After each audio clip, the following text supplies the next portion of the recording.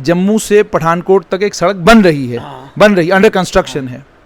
जो सड़क बनी हुई थी वो सड़क सारी तोड़ दी गई है। अब इस वक्त जब आप इस रोड पर जाते हैं तो पूरे रोड पर दिक्कतें हैं। अब सुने ना, 2 टोल प्लाजा हैं लखनपुर और ठंडी खुई में। दोनों टोल प्लाजाओं पर आम आदमी से आप टोल वसूल रहे हैं उस सड़क का जो सड़क है ही नहीं। जिस समय यहाँ नेशनल कॉन्फ्रेंस और कांग्रेस की कोलिशन गवर्नमेंट थी, आप लोग एक नारा देते थे, जजिया वसूल करते हैं आप भारत के तमाम हिंदुओं से जो जम्मू कश्मीर आते हैं माता वैष्णो देवी के दर्शन करने के लिए। वो जजिया था 40 रुपये। आज जब आप जम्मू कश्मीर एक यात्रु आता है, उसे लखनपुर में टोल प्लाजा पर एंट्री करने के लिए 85 रुपये देने पड़ते हैं। उसके बाद ठंडी खुई में उसको 80 रुपये देने पड़ते हैं, 165 रुपये उसको बन टोल प्लाजा पे देने पड़ते हैं, वो हो गए 330। अगर आप अच्छी फैसिलिटीज चाहते हैं और मुल्क को इकॉनमी से भी स्ट्रेंथन करना चाहते हैं, के सामने है 2 घंटे 11 मिनट लगते हैं आज आपको जम्मू से लखनपुर पहुंचने में जी।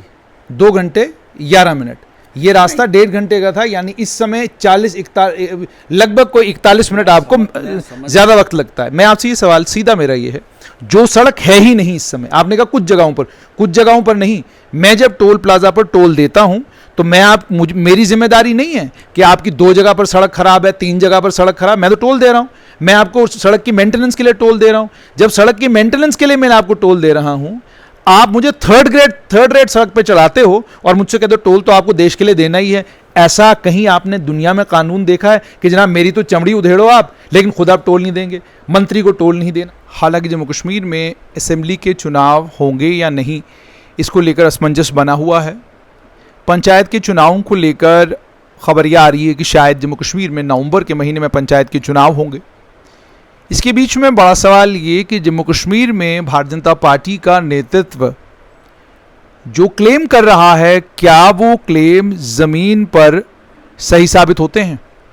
इसी पर बात करने के लिए मेरे साथ भारतीय जनता पार्टी के नेता और भारतीय जनता पार्टी की जो जम्मू कश्मीर की एग्जेक्टिव है उसके मेंबर हैं राजकुमार बडियाल जी। राजकुमार जी, सबसे पहले मुझे ये बताइए कि जब हम धरातल पर देखते हैं तो बसंतगढ़ की तरफ रोड नहीं है, किश्तवाड़ की आपकी सड़क बन रही है, लेकिन इंटीरियर इलाकों में आज भी हाल ख़राब है। तो ज़मीन पर अगर देखा जाए तो कुछ ऐसा नज़र नहीं आ रहा जिसको लेकर आप ये कह सकें कि आपके 9 सालों के अंदर इतना परिवर्तन आ गया कि अब कुछ करने की ज़रूरत नहीं है। तो फिर आपको कैसे ये लग रहा है कि कल भारतीय जनता पार्टी चुनाव, अगर असेंबली के चुनाव होते हैं तो आप 50 पार हो जाएंगे? जुनेद साहब, धन्यवाद, मुझे आपने मौका दिया कि आपके माध्यम से मैं अपनी बात लोगों तक रख सकूं। आप ये जानते हैं कि भारतीय जनता पार्टी ने एक प्रोग्राम चलाया है, कार्यक्रम चलाया है कि 9 साल, मोदी जी के 9 साल बेमिसाल। आप अगर देखेंगे, विस्तार से देखेंगे, तो चाहे राष्ट्रीय स्तर पे देखें या हमारे राज्य की बात करें हम, तो आप देखेंगे कि चाहे विकास को लेके, चाहे हिस्टोरिकल डिसीजंस, ऐतिहासिक फैसले भारतीय जनता पार्टी ने इन 9 सालों में किए, एक एक करके वो 9 सालों में किए। आप चाहे राम मंदिर का मसला ले लीजिए, कई सालों से जो पड़ा था उस मसले को हल किया गया। 3 तलाक का मसला जो था, काफ़ी हमारी मुस्लिम बहनें जो थी उसमें क्या कहते हैं परेशान थी, तो वो मसला जो है क्या कहते हैं ये हमारी सरकार ने इसको हल किया।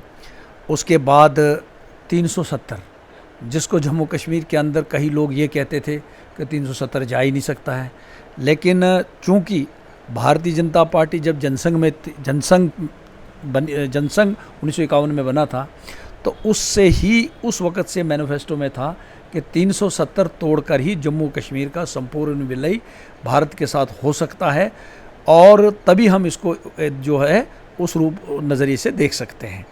तो और भारतीय जनता पार्टी ने ये कहा था कि जब भी हमें बहुमत मिलेगा हम ये काम करेंगे, और जिस दिन मिला तो आप जानते हैं कि 370 जो है हटा। लेकिन मेरा सवाल 370 के ऊपर नहीं, राम मंदिर के ऊपर नहीं, मेरा सवाल ये है कि अगर आप बसंतगढ़ की बात करें तो आप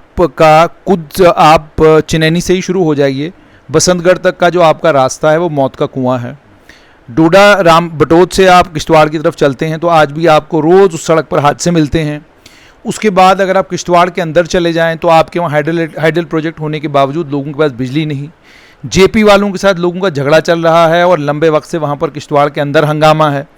तो ये सब मुद्दे तो ज़मीन पर ही हैं, धरातल पर ही हैं, ये मुद्दे तो हल नहीं हो रहे। तो आप बड़े मुद्दों की अगर बात कर रहे हैं वो तो राष्ट्रीय स्तर के मुद्दे हैं, ठीक है, वो तो हल हो गए, ठीक है। मैं एक्चुअली उसी मुद्दे पे आ रहा था, क्योंकि मैं चाहता था कि जम्मू कश्मीर के अंदर जो भारतीय जनता पार्टी ने ज़मीनी सतह पे काम किए हैं मैं उन पे ही चर्चा करूँगा। आपको मैं बताना चाहूँगा, जम्मू कश्मीर के अंदर जैसे लद्दाख है, लद्दाख को भी हम जम्मू कश्मीर का हिस्सा ही मानते हैं।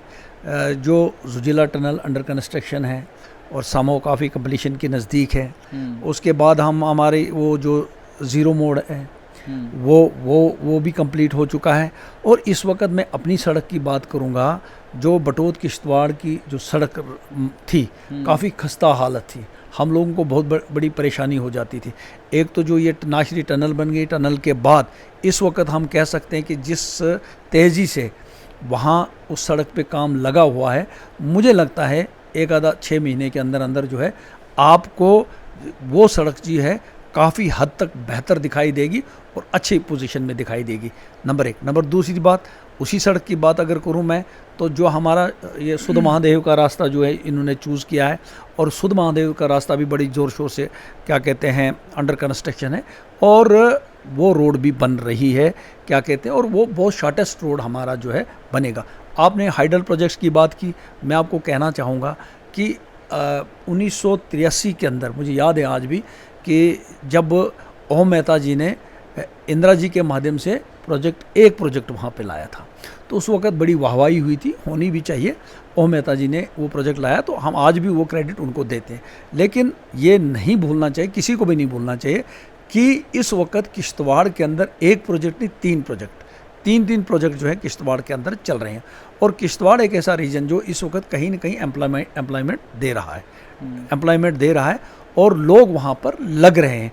तो 3 प्रोजेक्ट जो हैं जो रन कर रहे हैं, और 2 प्रोजेक्ट, चाहे करथई का प्रोजेक्ट जो पाडर में आता है या जो डलहस्ती स्टेज 2 जो किश्तवाड़ में आता है, वो प्रोजेक्ट भी दोनों पाइपलाइन में है।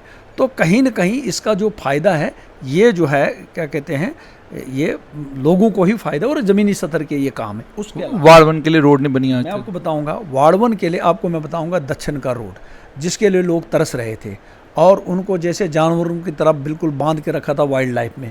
आज की डेट में अगर दक्षिण में सोंदर तक किसी ने रोड पहुंचाई तो वो बीजेपी की मेहनत और बीजेपी की कार्यशैली है जो दक्षिण तक रोड पहुंचाई। 9 साल हो गए आपको सत्ता में। 9 साल के अंदर बहुत सारे काम थे। 9 साल के अंदर हमें ऐतिहासिक काम जो किए वो भी थे, और उसके बाद जो बड़े बड़े खड्डे और जो हमें सड़कों की बुरी हालत और इंफ्रास्ट्रक्चर की जो कमियां थी उसको पूरा करने के लिए भारतीय जनता पार्टी को ये टाइम लगा। और आप देखेंगे आज़ाद साहब ने मेडिकल कॉलेज का ऐलान किया था, जाते जाते किया था कहीं नज़र नहीं आ रहा था, लेकिन वो मेडिकल कॉलेज कहाँ बना, कब बना, भारतीय जनता पार्टी ने बनाया। पॉलीटेक्निक किश्तवाड़ के अंदर बना, कब बना, भारतीय जनता पार्टी के अंदर बना। पाडर के अंदर डिग्री कॉलेज दिया, किसने दिया, भारतीय जनता पार्टी ने दिया। वहाँ पर ITI दिया, किसने दिया, भारतीय जनता पार्टी ने दिया।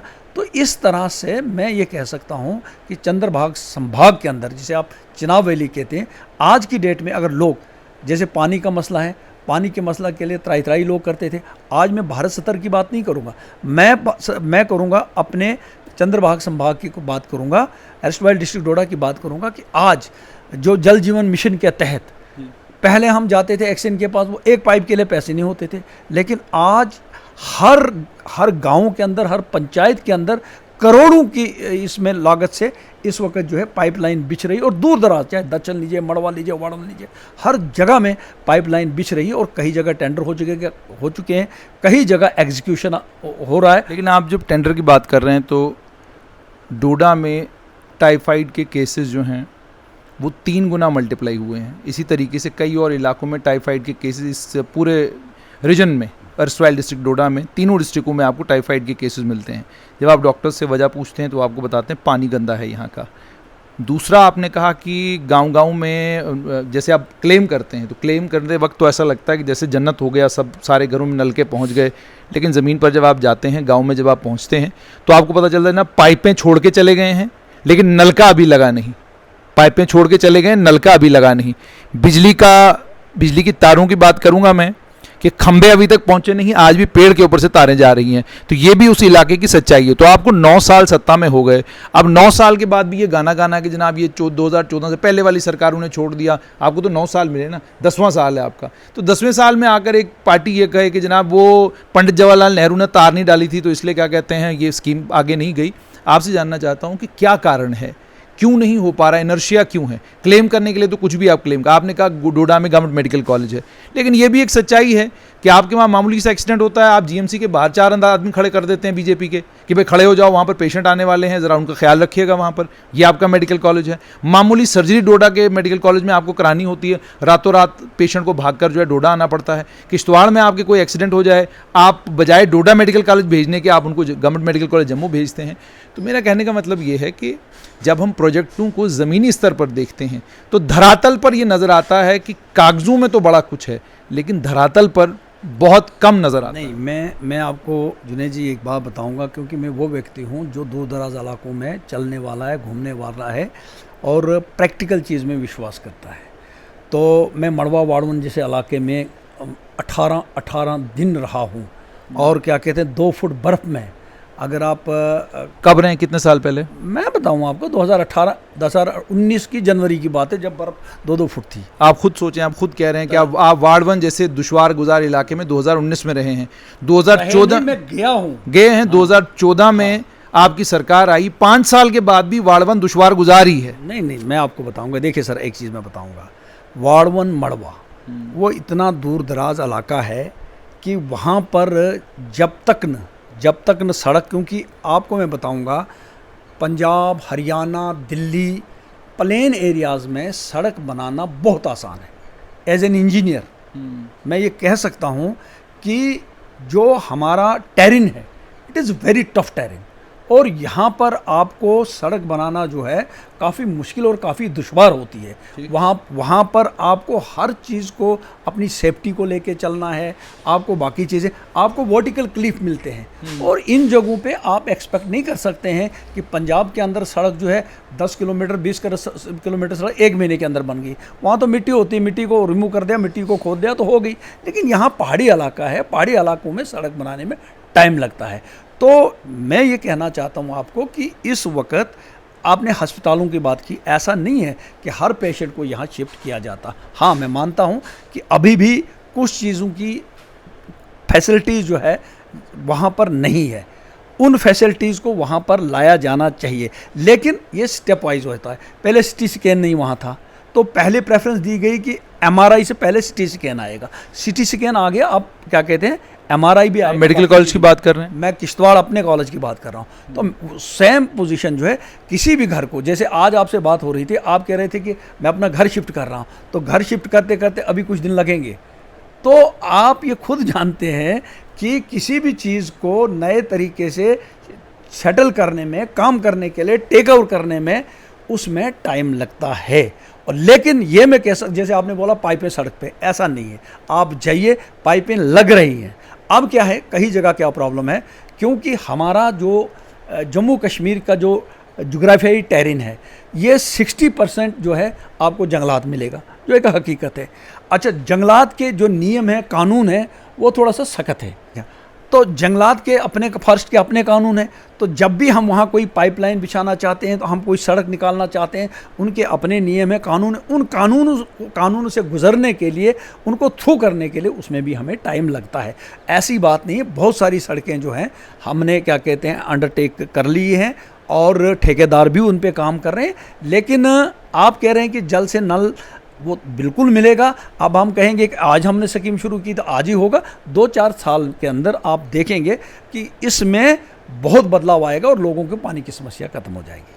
जैसे आपने कहा लोगों की पानी की समस्या ख़त्म हो जाएगी। अगर हम किश्तवाड़ की ही बात करें तो कौन सा ऐसा बड़ा प्रोजेक्ट है जो इससे पहले पाइपलाइन में नहीं था? आप बात की करथई की करेंगे, आप बात बुरसर हाइड्रोइलेक्ट्रिक प्रोजेक्ट की करेंगे, या आप बात किसी और हाइड्रोइलेक्ट्रिक प्रोजेक्ट की करेंगे, तो ये वो सारे हाइड्रोइलेक्ट्रिक प्रोजेक्ट थे जो पहले भी टेंडर हुए। इनकी जहाँ तक इनकी डीपीआर का ताल्लुक है, ये लंबे वक्त से ये प्रपोजल चल रहे थे, फाइनली अभी जाकर कंक्लूड हुए, हालांकि अभी भी इनको बनने में वक्त लगेगा। मैं ये कह रहा हूँ कि कोई ऐसा एक प्रोजेक्ट आप बताइए जो आपके ही इन 9 सालों में आपने इनोवेट किया हो, आपने उसको क्या कहते हैं उसकी फाउंडेशन डाली हो और वो मुकम्मल हुआ हो। नहीं, मैं आपको एक चीज़ बताना चाहता हूँ सर, एक चीज़ बताऊँगा। एक तो जो हमने इस वक्त किश्तवाड़ बटोत की जो 2 लेन सड़क है, पहले जो सड़क थी वो सड़क क्या थी, वो अंडर साइज थी, वो 2 लेन पूरी नहीं थी। उस प्रोजेक्ट को कंप्लीटली बीजेपी के टाइम में टेक ओवर किया गया और बीजेपी ही इसको कंप्लीट करने जा रही है। नंबर 1। कब तक कंप्लीट होगा? मुझे लगता है साल एक लग सकता है। अभी भी साल एक? हाँ, 1 साल लगेगा, क्योंकि इस सड़क को कहाँ तक जाना है, इस सड़क को किश्तवाड़ तक नहीं जाना है, इस सड़क को कश्मीर तक जाना है। उसके बाद हमने वायलू टनल के लिए आपने अनंतनाग से सिंथन तक का रास्ता देखा? बिल्कुल देखा है, मैं गया हूँ। किश्तवाड़ से आज सिंथन आप- तक का रास्ता देखा? जब आप घूमे थे तब रास्ते में जो प्रॉब्लम थी, आज अगर आप घूमेंगे, क्योंकि अंडर कंस्ट्रक्शन, जहाँ जहाँ अंडर कंस्ट्रक्शन काम चल रहा है, डेफिनेटली वहाँ आपको प्रॉब्लम आएगी, क्योंकि जहाँ काम हो रहा है वहाँ प्रॉब्लम। लेकिन आप आज जाइए, हम आपको इनवाइट कर रहे हैं कि पिछली बार वहाँ के डीसी साहब ने भाजपा जो सरकार है उसकी ही पॉलिसी के मुताबिक सिंथन को एक्सप्लोर करने के लिए सिंथन फेस्टिवल किया। आज बहुत सारे वेस्ट बंगाल से, दूसरी जगह से वहाँ पर क्या कहते हैं टूरिस्ट आ रहे हैं, और रोड सरफेस भी वहाँ पर ठीक किया जा रहा है ताकि उनको कोई दिक्कत नहीं आए। उसके बाद हमने वहाँ पर मोबाइल सिनेमा हॉल, जो वहाँ पर 95 में बंद हो गया था, लेकिन गवर्नमेंट ने लोगों के एंटरटेनमेंट के लिए वहाँ सिनेमा हॉल भी खोला। हमारा एडिशनल ब्लॉक जो था, जो हमने शुरू किया और हमने बनाया, और हमारे दौर में ख़त्म हो रहा है हॉस्पिटल का। बिजली पोल की आप बात करते हैं, 90-95% आज की डेट में मैं दावे के साथ कह सकता हूँ किश्तवाड़ के अंदर बिजली पहुँच गई है। ये बात आपकी सच है कि कुछ जगहों पे अभी भी जो क्या कहते हैं पोल हैं, ये जो तारें हैं, वो दरख्तों के साथ टंगी हुई, ये मानता हूँ, लेकिन उसमें भी बहुत ज़्यादा कमी आई है। अगर पहले आपको ये हर गांव में दिखता था, आज बहुत सारे रॉटन वुड जो पोल्स थे उनको रिप्लेस किया गया है आयरन पोल से। आप हर जगह, काफ़ी जगह आप जाकर देखेंगे और ये चेंजेस आए हैं। नंबर दूसरी चीज़, पहले एक ट्रांसफार्मर के लिए पिछली सरकार में आपको 10-10, 20-20 दिन बिजली नहीं होती थी हमारे एरियाज़ में, लेकिन आज की डेट में अगर ट्रांसफार्मर ख़राब हो जाता तुरंत आपको दूसरे दिन मिल जाता है। ट्रांसफार्मर ना होने की वजह से बिजली की लाइट जो होती थी दीपक की तरह होती थी, लालटीन की तरह होती थी, लेकिन आज वो चीज़ें नहीं मिलेगी। आपको ट्रांसफार्मर अपग्रेड करके मिलेगा और आपको दिखेगा कि नहीं, वाकई इस चीज़ में चेंज आई।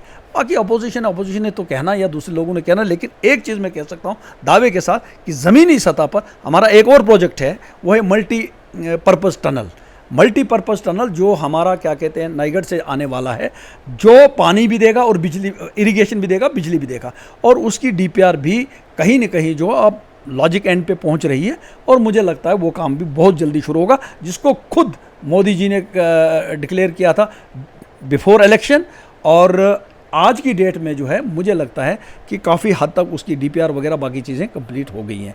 तो उसके अलावा आप देख लीजिए, जो यहाँ रियासी में जो आपका सबसे एशिया में सबसे हाईएस्ट ब्रिज बनाया, वो भी तो बीजेपी के टाइम में बन गया बीजेपी के टाइम में। लेकिन जैसे मैंने आपको कहा कि स्कीम जो है शुरू किसी यूपीए टाइम में हुई, आपने उसको कंप्लीट किया। आप मुझे बताइए, अब कोई सड़क शुरू हो गई, उन्होंने 10 किलोमीटर बनाई, 90 बकाया है, तो बनानी तो हमने वही सड़क है ना, उसको छोड़ना नहीं ना। आपकी बात बिल्कुल सही है, लेकिन किसी भी सड़क को बनाने के लिए पहले DPR तैयार होती है, उसके लिए एक आइडिया तैयार होता है।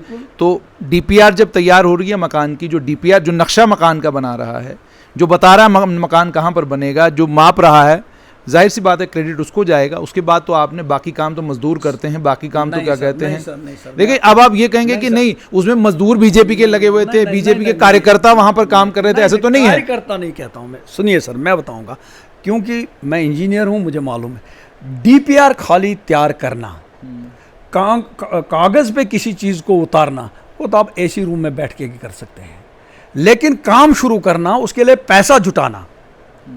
पैसा जुटाना और ग्राउंड पे जाके उस काम को एग्जीक्यूट कराना इफेक्टिवली, 100 प्रॉब्लम्स को फेस करना, वो सबसे बड़ी दिक्कत होती है। लेकिन जब DPR बनती है, DPR के बनने के बाद वो प्लानिंग डिपार्टमेंट में जाती है, प्लानिंग डिपार्टमेंट उसको अप्रूवल देता है, उसके बाद फाइनेंस की कंकरेंस मिलती है। ये सब चीज़ें जब होती हैं, उसके बाद जाकर एक प्रोजेक्ट शुरू होता है। जहाँ तक इस हाईएस्ट रेलवे ब्रिज का ताल्लुक है, ये तमाम स्टेजेस से गुजर चुका था। तमाम स्टेजेस से गुजरने के बाद जब प्रोजेक्ट आपका शुरू होने लगता है, उसमें दो, मान लीजिए कोई दिक्कत आपको आए तो कॉस्ट रिवाइज हो सकती है, कॉस्ट एस्टिमेट्स आपके रिवाइज होंगे। तो आपने पैसा रिवाइज किया, मान लीजिए ये प्रोजेक्ट पहले 2000 करोड़ में बन रहा था, जैसे जैसे वक्त आगे जाएगा, ये जाहिर सी बात है चीज़ें महंगी होती जाएंगी, 3,000 करोड़ में बनेगा, तो पैसा जुटाने वाली बात नहीं है। पैसा मुख्तस उसी वक्त प्रोजेक्ट के लिए कर दिया जाता है जिस समय उसकी DPR तैयार होती है और जिस समय उसको प्लानिंग और फाइनेंस की कंकरेंस मिलती है। नहीं, मैं आपको एक चीज़ बताऊंगा, जैसे मेडिकल कॉलेज था, मेडिकल कॉलेज पॉलिटिकली अनाउंस तो कर दिए थे 5, लेकिन कोई भी उसमें अप्रूवल नहीं हुआ था, सिर्फ अनाउंसमेंट थी कि हाँ जी जल्दी जल्दी उस वक्त मेडिकल कॉलेज दिए थे। उनको बाज़ाब्ता फाइनेंशियल कंकरेंस के लिए इसी गवर्नमेंट को करना पड़ा, इसी गवर्नमेंट को फंड्स प्लानिंग डिपार्टमेंट से अप्रूव कराना पड़ा और इसी को ये करना पड़ा। और बिल्कुल उसी तरीके से मैं जिस पिछली सरकार में रेलवे ट्रैक पे किस तरह से काम चल रहा था ये देख रहे थे आप, ये आप खुद ही देख रहे थे कि बहुत सुस्त रफ्तार से काम चल रहा था और कहीं इसकी DPR भी बनी होगी तो कहीं उस पर हाथ नहीं लगाया जा रहा था। लेकिन आज जिस शदोमद और तेज़ी से काम चल रहा है, मैंने आपको ये भी कहा कि पिछली सरकार के छोड़े हुए कामों को अगली सरकार ने आगे बढ़ाना होता है। लेकिन इसका मतलब ये नहीं है कि भाई ये DPR उसने बना दी तो फाइनल हो गया, या 100 किलोमीटर में से 4 किलोमीटर रोड बना दी उसने तो 90 किलोमीटर या 96 किलोमीटर का ध्यान नहीं दिया जाएगा, ऐसा नहीं है। आज की डेट में मैं कहना चाहूँगा आपको, आप कश्मीर के अंदर आज जो बारामूला से लेकर उड़ी तक DPR दूसरी बन गई है। आज मेट्रो का जम्मू में कंसेप्ट आ गया और कश्मीर में भी कंसेप्ट आ गया, बहुत जल्दी ये DPR भी आ जाएंगी। आज आप बोल रहे हैं खड्डे, लेकिन मुझे दिख रहा है, मैं पीछे लुधियाना जाके आया, आज से 10 साल 20 साल 15 साल पहले मैं जाता था, नेशनल हाईवे में खड्डे होते थे। कब गए नेशनल हाईवे पर आप? अभी लेटेस्ट गए? अभी लेटेस्ट गया मैं। इस नेशनल हाईवे जिसकी आप बात कर रहे हैं, आप ये भी मैं आपसे जानना चाहूँगा, एक सड़क इस समय जम्मू से पठानकोट तक एक सड़क बन रही है, अंडर कंस्ट्रक्शन है। जो सड़क बनी हुई थी वो सारी तोड़ दी गई है। अब इस वक्त जब आप इस रोड पर जाते हैं तो पूरे रोड पर दिक्कतें हैं। अब सुने ना, 2 टोल प्लाजा हैं लखनपुर और ठंडी खुई में, दोनों टोल प्लाजाओं पर आम आदमी से आप टोल वसूल रहे हैं उस सड़क का जो सड़क है ही नहीं। सड़क आप टोल किस चीज़ का देते हैं? एक बेहतरीन सड़क का आप टोल देते हैं, लेकिन वो बेहतरीन सड़क तो इस वक्त है नहीं। आप खुद देखें कि आप कितना टोल वसूलते हैं। आपको ये भी याद होगा कि भारतीय जनता पार्टी का एक नारा था जिस समय यहाँ नेशनल कॉन्फ्रेंस और कांग्रेस की कोलिशन गवर्नमेंट थी, आप लोग एक नारा देते थे, जजिया वसूल करते हैं आप भारत के तमाम हिंदुओं से जो जम्मू कश्मीर आते हैं माता वैष्णो देवी के दर्शन करने के लिए। वो जजिया था 40 रुपये। आज जब आप जम्मू कश्मीर एक यात्रु आता है, उसे लखनपुर में टोल प्लाजा पर एंट्री करने के लिए 85 रुपये देने पड़ते हैं। उसके बाद ठंडी खुई में उसको 80 रुपये देने पड़ते हैं, 165 रुपये उसको बन टोल प्लाजा पे देने पड़ते हैं, वो हो गए 330 रुपये देने के बाद जब वो बेचारा वैष्णो देवी पहुंचता है, आरती के लिए और तमाम चीज़ों के लिए भी वहाँ वो खर्चा करता है, फिर बैठने का रहने का। तो मेरा कहने का मतलब ये कि अब 3 टोल प्लाजाओं को क्रॉस करके 330 रुपये आपने देने हैं, और इसमें भी एक ही टोल प्लाजा की रोड आपकी चलने लायक है, बाकी दोनों टोल प्लाजाओं की रोड इतनी ख़राब है, इतनी खस्ता है कि उस पर आप चल नहीं सकते। लेकिन कमाल आपकी सरकार का ये कि कोई बोल नहीं सकता कि जनाब ये 2 टोल प्लाजा जो हैं ये कम से कम फिलहाल तब तक बंद कर दीजिए जब तक आपका एक्सप्रेसवे तैयार नहीं होता। नहीं, मैं आपको एक चीज़ बताऊंगा, ये मेरा पर्सनल एक्सपीरियंस है कि मैं जब लुधियाना गया, लुधियाना से मैं वापस आया, हाँ जिन जगहों पे थोड़ा सा मेंटेनेंस का काम या कोई कंस्ट्रक्शन का काम चल रहा है वो दिक्कत, क्योंकि मैं इस हाईवे पे बहुत चला हूँ और मैंने वो चीज़ें देखी हैं कि भाई वहाँ बड़े बड़े खड्डे होते थे, ये होते थे, तो इसलिए बड़ी दिक्कत आती थी इनकी।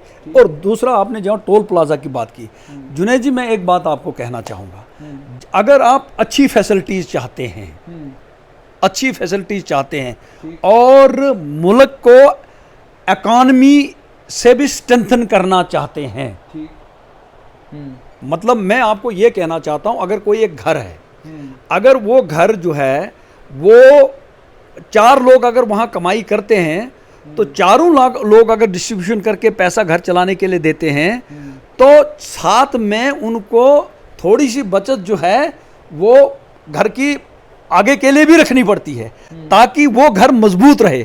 अगर सारी की सारी इनकम, सारी की सारी चीज़ें वो खर्च उसी पे कर दें तो घर की मजबूती नहीं होगी। तो हमारा घर क्या पूरा देश है। तो कहने का मतलब ये है कि अगर टोल प्लाजा हम फैसिलिटी देंगे लेकिन हम उसके एवज में अगर in the shape of tax या टोल प्लाजा के माध्यम से पैसा कलेक्ट नहीं करेंगे, आप बताओ मुझे फिर दूसरी जगहों पर ये डेवलपमेंट कैसे पहुंचेगी। आपकी बात सही है, ये आपके सामने है। 2 घंटे 11 मिनट लगते हैं आज आपको जम्मू से लखनपुर पहुंचने में। जी 2 घंटे 11 मिनट। ये रास्ता 1.5 घंटे का था, यानी इस समय लगभग कोई 41 मिनट आपको ज़्यादा वक्त लगता है। मैं आपसे ये सवाल सीधा मेरा ये है, जो सड़क है ही नहीं इस समय, आपने कहा कुछ जगहों पर नहीं, मैं जब टोल प्लाजा पर टोल देता हूं तो मेरी जिम्मेदारी नहीं है कि आपकी 2 जगह पर सड़क खराब है, 3 जगह पर सड़क खराब, मैं तो टोल दे रहा हूं। मैं आपको सड़क की मेंटेनेंस के लिए टोल दे रहा हूं। जब सड़क की मेंटेनेंस के लिए मैं आपको टोल दे रहा हूं, आप मुझे थर्ड रेट सड़क पे चलाते हो और मुझसे कहते हो टोल तो आपको देश के लिए देना ही है। ऐसा कहीं आपने दुनिया में कानून देखा है कि जनाब मेरी तो चमड़ी उधेड़ो आप, लेकिन खुद आप टोल नहीं देंगे? मंत्री को टोल नहीं देना, प्रधानमंत्री को टोल नहीं देना, गृह मंत्री को टोल नहीं देना, नेताओं को टोल नहीं देना। बीजेपी का कोई नेता टोल प्लाजा पर टोल नहीं देता। बीजेपी का नेता जब बन टोल प्लाजा पर पहुंचता अपना कार्ड दिखाता है कि जनाब मैं फलाना कार्य करता, मुझे जाने दो। क्योंकि आप लोगों को टोल देना नहीं पड़ता है, इसलिए मुझे लगता है आप लोगों को, आम लोगों की तकलीफ और परेशानी का भी एहसास नहीं। अगर आपको एहसास होता तो अभी तक आपने सरकार को बोला होता कि जनाब जब तक जम्मू से लखनपुर तक की रोड अंडर कंस्ट्रक्शन है, आप कम से कम टोल बंद कर दीजिए, क्योंकि सड़क है ही नहीं तो टोल क्यों दें हम लोग? नहीं, देखिए मैं आपको बात बताऊंगा। देखो अपना अपना नज़रिया, अपना अपना नजरिया। ये तो सड़क नजरिए की कोई बात ही नहीं है, ये तो सड़क है, ये तो सीधा मैथमेटिक्स है। मैं जब गया, मैं खुद ये फील किया। हाँ, 1-2 जगह ज़रूर मैंने देखा जहाँ पर हमें लाइन शिफ्ट करनी पड़ी, जहाँ पर काम चल रहा था। लेकिन मैं दावे के साथ कह सकता हूँ, क्योंकि मैं इस रोड पे बहुत चला हूँ, पिछले मुकाबले में इस वक्त इस रोड की हालत काफ़ी ठीक है। हाँ, अलबत्ता ये चीज़ है कि कहीं पे अगर मेंटेनेंस का काम चल रहा है, उस काम को तेज़ी से करना चाहिए, और तभी जो है टोल प्लाज़ा भी लोगों को देना चाहिए और देने का अधिकार है। ये मैं आपको, गवर्नमेंट को इसके लिए जो है इस तरह की फैसिलिटीज़ उस लेवल की देनी चाहिए। बहुत बहुत शुक्रिया।